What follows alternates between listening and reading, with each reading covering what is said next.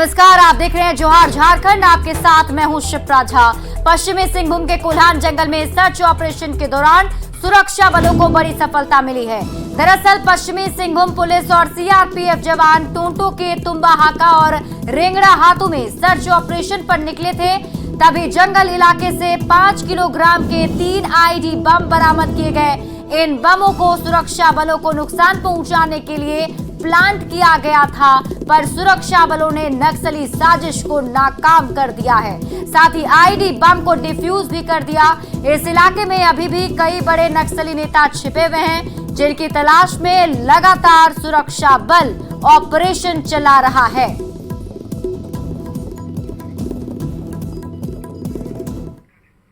बोकारो के छरछरिया झरना के पास शिव मंदिर में मूर्ति में तोड़फोड़ की घटना से हिंदू संगठनों में उबाल देखा गया। नाराज ग्रामीणों ने विरोध में ललपनिया गोमिया रोड को जाम कर दिया और टायर जलाकर विरोध प्रदर्शन किया है। बेरमो के एसडीएम और एसडीपीओ ने उग्र ग्रामीणों को समझा बुझाकर मामला शांत कराया। इस घटना के पीछे बड़ी साजिश की बात कही जा रही है। तो जब वो लोग सब निकले साथ में, तो हम लोगों ने देखा कि मूर्ति को लोग तोड़ चुके थे, अखंडित कर चुके थे पूरी तरह से। तो जब हम लोगों ने पूछा उनसे कि क्यों तुमने ऐसा किया, क्यों तोड़ा, क्या कारण है, तो उन्होंने सीधा स्पष्ट जवाब दिया कि यहाँ सरना धर्म पूजाएगा, दूसरा धर्म नहीं पूजाएगा। उन्होंने साफ बोल दिया। जो भी लोग किए हैं, तो मैं कहा कि ये असामाजिक तत्व के लोग हैं। ये किसी समाज के नहीं, कोई ना आदिवासी समाज, ना कोई हिंदू समाज, ना किसी वर्ग के लोग हैं। जो भी इस तरह का घटना का अंजाम देते हैं, सच्चे रचाए रचे हुए लोग होते हैं। उसका कोई चेहरा और ना कोई सामाजिक रूप होता है। वो सिर्फ और सिर्फ असामाजिक तत्व के लोग होते हैं। प्रतिमा को क्षतिग्रस्त कर दिया गया था, जिसके आलोक में हम लोग जांच के लिए आए और जांच में फिर कुछ लोगों द्वारा रोड जाम कर दिया गया। तो उसमें हम लोगों ने आश्वासन दिया है कि जो भी दोषी हैं, जिनके द्वारा भी इस प्रकार के कृत्य किया गया, उनके विरुद्ध कड़ी से कड़ी कार्रवाई की जाएगी। और उस आश्वासन पे अभी लोगों ने आश्वस्त किया है कि अभी ये सड़क जाम हटा लेंगे। एफआईआर के लिए आवेदन दिया गया है। विधिवत एफआईआर दर्ज करके दूसरी व्यक्ति को हम लोग चिन्हित कर रहे हैं, चिन्हित करके कार्रवाई करेंगे। कितना गलत मानते हैं इस तरह का किसी की धार्मिक भावना का खिलवाड़? नहीं, कोई भी, ये तो निंदनीय चीज़ है और कानून के दायरे में जो भी चीज़ है उसमें सख्त कार्रवाई करें। गोमिया प्रखंड के ललपनिया स्थित लुगु पहाड़ की तलहटी में छरछरिया झरना है और छरछरिया झरना के पास यहाँ माँ दुर्गा, सरस्वती और लक्ष्मी जी का मंदिर है। आप तस्वीरों में देख सकते हैं कि किस प्रकार से आज जो है कुछ लोग टाटा नंबर बस से यहाँ आते हैं और उसके बाद यहाँ उतरते हैं और उतरने के बाद यहाँ पूजा करने के उद्देश्य से अंदर घुसते हैं और अंदर जाने के बाद माँ दुर्गा की प्रतिमा को, लक्ष्मी की प्रतिमा की और सरस्वती की प्रतिमा को पूरी तरह से क्षतिग्रस्त कर देते हैं। इसकी जैसे ही सूचना यहाँ के हिंदूवादी संगठनों को मिलती है, इन लोगों में आक्रोश होता है और आक्रोश होने के बाद पूरे जो मुख्य सड़क ललपनिया गोमिया को है उसको जाम कर दिया जाता है। आपको बताते चले कि आज यहाँ आदिवासियों का जनाक्रोश महाजुटान है और इस तरह की जो काम जो किया गया है इसको साजिशी करार दिया जा रहा है। ऐसे में कह सकते हैं कि अब प्रशासन की जिम्मेदारी है कि इस मामले का जल्द से जल्द उद्भेदन किया जाए और जो आरोपी हैं उनको सलाखों के पीछे भेजा जाए, क्योंकि इस तरह की धार्मिक भावना को भड़काने का और किसी के भावना के साथ खेलने का किसी को भी अधिकार नहीं है। मृत्युंजय कुमार, न्यूज 18, बोकारो। बोकारो के लुगु पहाड़ पर डीवीसी की ओर से प्रस्तावित 1500 मेगावाट के हाइडल पावर प्रोजेक्ट के खिलाफ देश भर के आदिवासी संगठनों ने जोरदार विरोध प्रदर्शन किया है। साथ ही केंद्र सरकार और डीवीसी के खिलाफ नारेबाजी भी की है। उनका कहना है कि लुगु पहाड़ उनकी धार्मिक आस्था का प्रमुख केंद्र है। डीवीसी का हाइडल पावर प्लांट उनकी धार्मिक आस्था पर चोट है, जिसे बर्दाश्त नहीं किया जाएगा।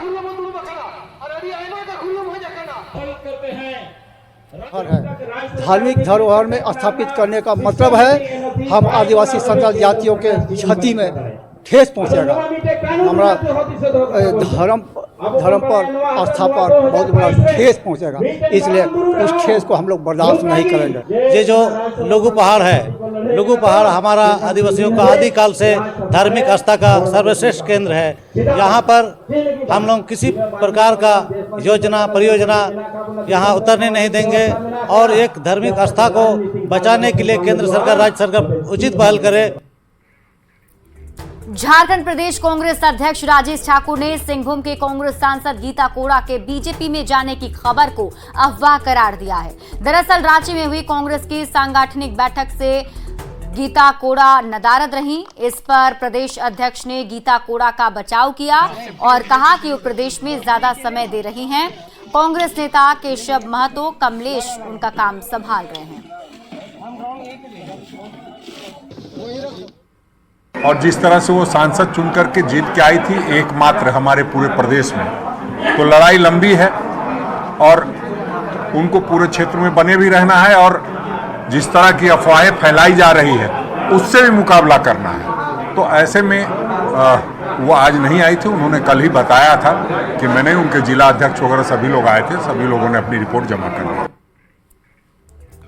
राज्य में कांग्रेस की पाठशाला लगी और इस मौके पर कांग्रेस जिला अध्यक्ष और विधानसभा प्रभारी की मौजूदगी में लोकसभा चुनाव की तैयारी पर चर्चा हुई। हालांकि कई पार्टी नेता और कार्यकर्ता पार्टी कोटे के मंत्रियों की बेरुखी से नाराज नजर आए। उस नाराजगी को दूर करने के लिए इस महीने के अंत में सभी 4 मंत्रियों के साथ जिला अध्यक्षों की बैठक करने का फैसला लिया गया। इस मौके पर प्रदेश कांग्रेस अध्यक्ष राजेश ठाकुर ने दावा किया है कि पार्टी का एक-एक कार्यकर्ता पूरी तरह से एकजुट है। बैठक हुई है लगातार 3 घंटे तक और जिस तरह से जिला अध्यक्षों ने अपनी रिपोर्ट रखी है और उसको सेकंड किया है जो हमारे विधानसभा प्रभारी और जो प्रदेश के सचिव हैं उन लोगों ने कहा है कि ये हम लोगों ने सत्यापन किया है और ये सही पाया है।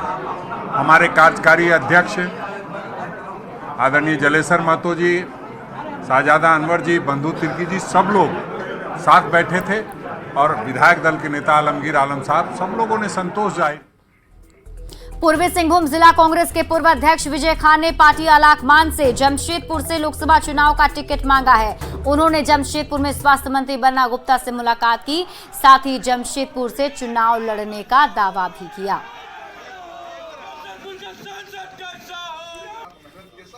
देखिए, हमने 37 साल कांग्रेस पार्टी को दिया है और पार्टी भी हमको बहुत इज्जत सम्मान दी है। आज जो भी हूँ कांग्रेस पार्टी के बलबूते उसके बदौलत हूँ।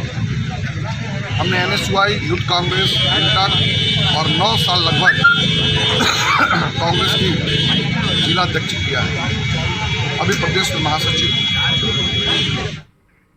रांची के बिरसा मुंडा सेंट्रल जेल में ईडी अफसरों के खिलाफ रची जा रही साजिश पर बीजेपी ने निशाना साधा है। रांची में बीजेपी प्रवक्ता प्रतुल शाहदेव ने कहा कि देश में ये ऐसी पहली घटना है जहां केंद्रीय जांच एजेंसी को टारगेट करने के लिए ऐसा प्लान बनाया गया।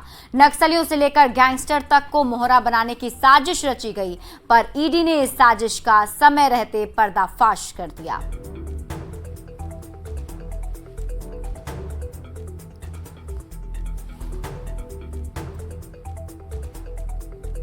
आज तक देश के इतिहास में नहीं हुआ कि जब करप्शन की जांच कर रहे एजेंसी के अफसरों को आप टारगेट बनवाएंगे, उनके ऊपर बड़ा हमला की साजिश रचेंगे, उनको एक महिला के द्वारा गलत आरोप लगवाने की आप सोच रखते होंगे। तो ये बहुत ही गंभीर और चिंतनीय मामला है और हम मानते हैं कि जब ये पूरी संवैधानिक मशीनरी कोलैप्स कर जाती है, पूरा संवैधानिक ढांचा कोलैप्स कर जाता है, जब ऐसा प्रतीत होता है कि सरकार जेल के बाहर से नहीं जेल के भीतर से चल रही है, तो ऐसी घटनाएं होती हैं। हम मानते हैं। झारखंड में ईडी को लेकर सियासी संग्राम मचा हुआ है। बीजेपी ने ईडी अफसरों के खिलाफ साजिश में सरकार की भूमिका की सीबीआई जांच की मांग की है। इस पर जेएमएम और कांग्रेस ने बीजेपी पर निशाना साधा और ईडी को बीजेपी का मोहरा करार दिया। तो भारतीय जनता पार्टी के लोग ये तो बताएं कि ये जो सूचनाएं एजेंसियों के द्वारा लीक होती है या लीक की जाती है, उसके विषय में भी उनको जवाब देना चाहिए। देश के राज्य के लोग जानना चाहते हैं कि जो एजेंसी अपनी कार्रवाई को गुप्त नहीं रख सकती है, उस एजेंसी पर अगर इस तरह का आरोप सार्वजनिक रूप से लग रहा है तो उसमें गलत क्या है। अब डर सता रहा है कि इतना जो कर रहे हैं वो कहीं न कहीं अधिकारियों को डर सता रहा है, इसलिए इस तरह की कहानी की पटकथा लिखी जा रही है और भारतीय जनता पार्टी प्रवक्ता के रूप में ये सारी बातें रखती रहती है। ऐसा नहीं है, कि आप तो देखे हैं कि ईडी एक्शन बाद में लेती है और भारतीय जनता पार्टी के प्रवक्ता पहले बता देते हैं कि आज इनके यहाँ छापा पड़ने वाला है। पीएम नरेंद्र मोदी 15 नवंबर को बिरसा मुंडा की जयंती पर रांची आ रहे हैं। ऐसे में रांची के बीजेपी नेता और कार्यकर्ताओं में उत्साह देखा जा रहा है। पीएम के दौरे को सफल बनाने में नेता से लेकर कार्यकर्ता तक जुट गए हैं।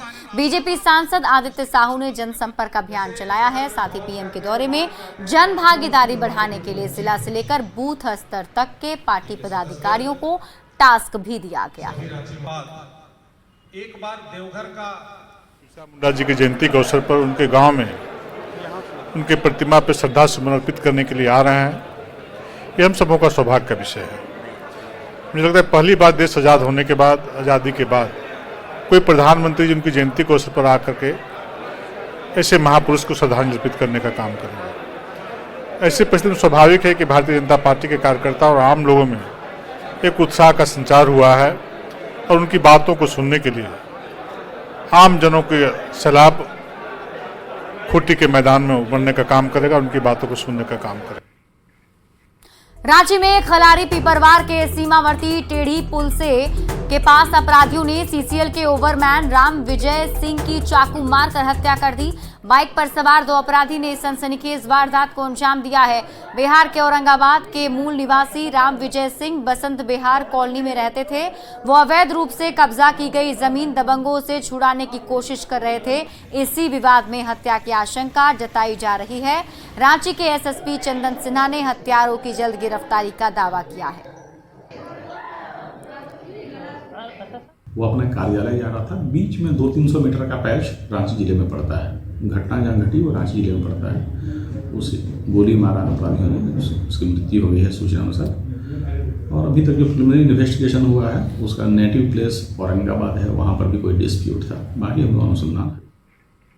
रांची के लालपुर में गहनों के शोरूम सिल्वर कॉलोनी से शातिर चोरों ने 20 लाख रुपए से ज्यादा के चांदी के गहने चुरा लिए और चोरी की सनसनीखेज वारदात ने रांची के व्यवसायियों की नींद उड़ाकर रख दी है। धनतेरस और दीपावली को लेकर इस शोरूम में बड़ा स्टॉक मंगाया गया था, पर चोरों ने देर रात शटर काटकर चांदी के गहने और मूर्तियां चुरा ली।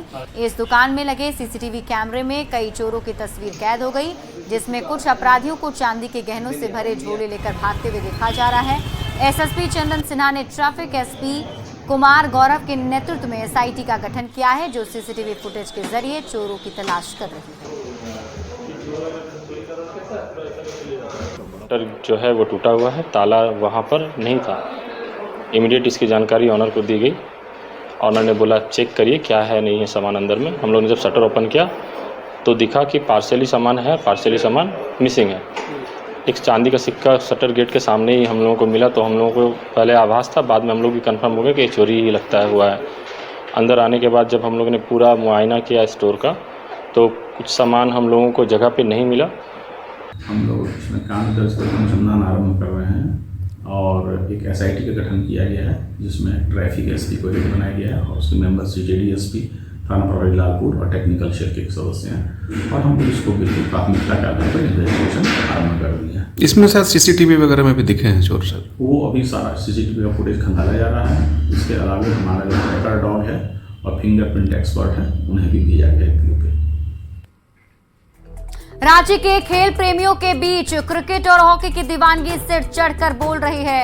जयपाल स्टेडियम के अंदर हॉकी देखने के लिए रांची वासियों की भीड़ उमड़ पड़ी, तो वहीं बाहर मोरहाबादी ग्राउंड में लगे एलईडी स्क्रीन पर भी खेल प्रेमियों की नजर टिकी हुई है। उनसे बात की है न्यूज 18 संवाददाता संजय सिन्हा ने। Host partners directorate of sports and youth affairs Jharkhand, Asian hockey federation partner.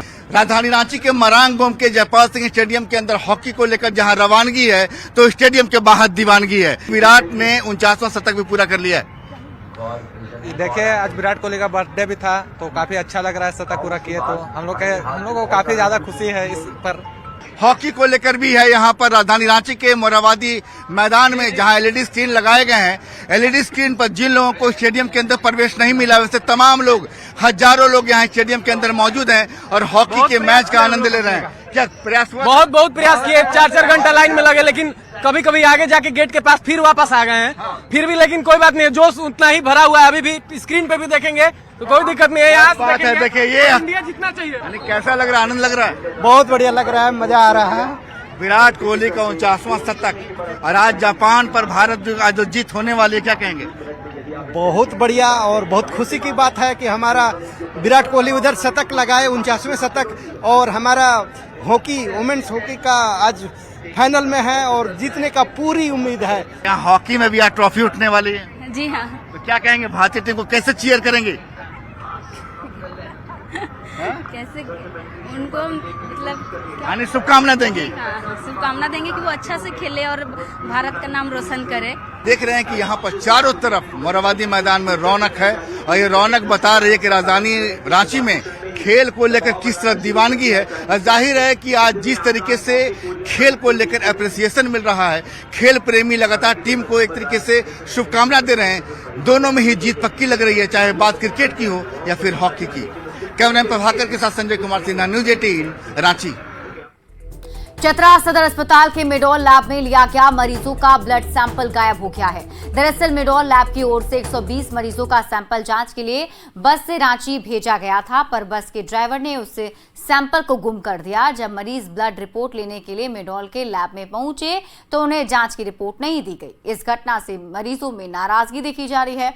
हालांकि मेडोल लैब ने उन मरीजों का सैंपल दोबारा लेने की बात कही है।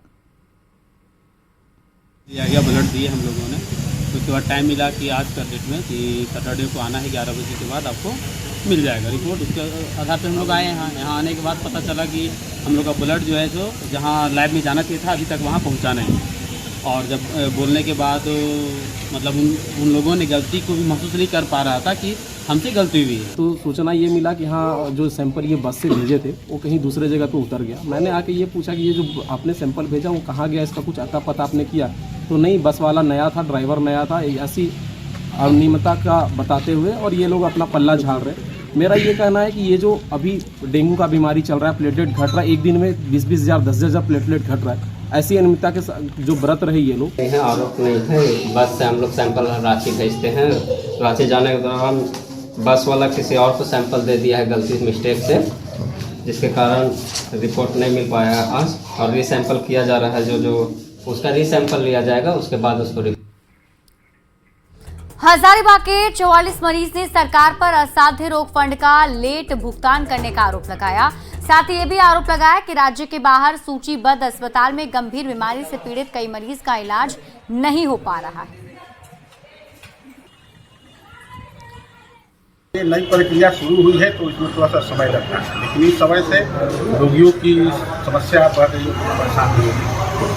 वैसे नए नियम के तहत 5 लाख तक का जो असाध्य रोग का इलाज होगा वो आयुष्मान कार्ड से किया जाएगा। 5 से ऊपर की जो राशि होगी उसका हम लोगों के द्वारा वोट किया जाएगा और उसका पूरा डिटेल जैसे से भेज दिया जाएगा, जहाँ से भुगतान संबंधित अस्पताल को किया जाएगा। कुछ भी दे देते, 4 लाख 5 लाख का जो भी एस्टिमेट बना है, मेरा आदमी का जहाँ से इलाज सही हो रहा है वहीं पे ना करवाएंगे। अब वहाँ से दूसरा हॉस्पिटल अगर भेजेंगे तो वहाँ भी पहले से जांच लिख देगा, पड़ताल लिख देगा, तो मेरा आधा से ज़्यादा पैसा तो उन्हीं में चल जाएगा, जांच पड़ताल में। तो फिर आगे का इलाज हम करेंगे कैसे? कैंसर विभाग में सब कोई बोलता है कि सरकार तरफ से कुछ हेल्प मिलता है, मदद मिलता है, इसलिए हम लोग इसी उम्मीद में दौड़ते धूपते हैं कि गरीब आदमी हम लोग नहीं सकेंगे। हम लोग दौड़ धूप करके सोचते हैं कि किसी तरह इलाज हो जाए। आने के लिए कुल 44 एप्लीकेशन से हम लोगों ने स्वीकृति कर दिया है।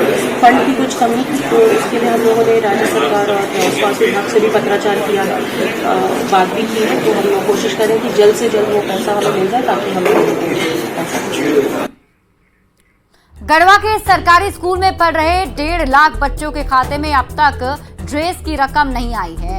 पहले बच्चों को स्कूल में ही ड्रेस मिलता था, पर सरकार बदलने के बाद 1 लाख बच्चों का खाता खुला। इसमें से 45,000 बच्चों को अब तक ड्रेस का पैसा नहीं मिला है।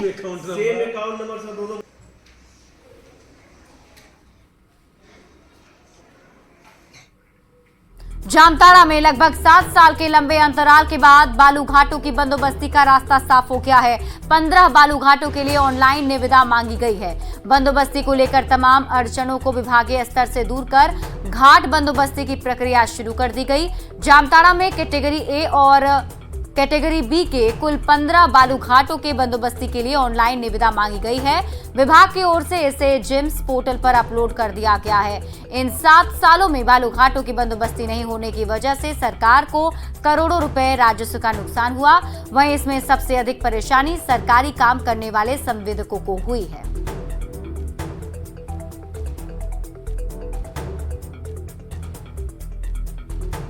टोटल जो है 15 घाटों का जो है हम लोग जो है पोर्टल पे डाल दिए हैं। 1 तारीख से जो है शुरू हो गया है। 9 तारीख तक 5 बजे शाम तक जो है ये होगा और 10 बजे जो है 10 तारीख को इसका जो है ओपनिंग करेंगे। और फिलहाल इस बुलेटिन में अभी के लिए बस इतना ही। आप देखते रहिए न्यूज़ 18 बिहार झारखंड।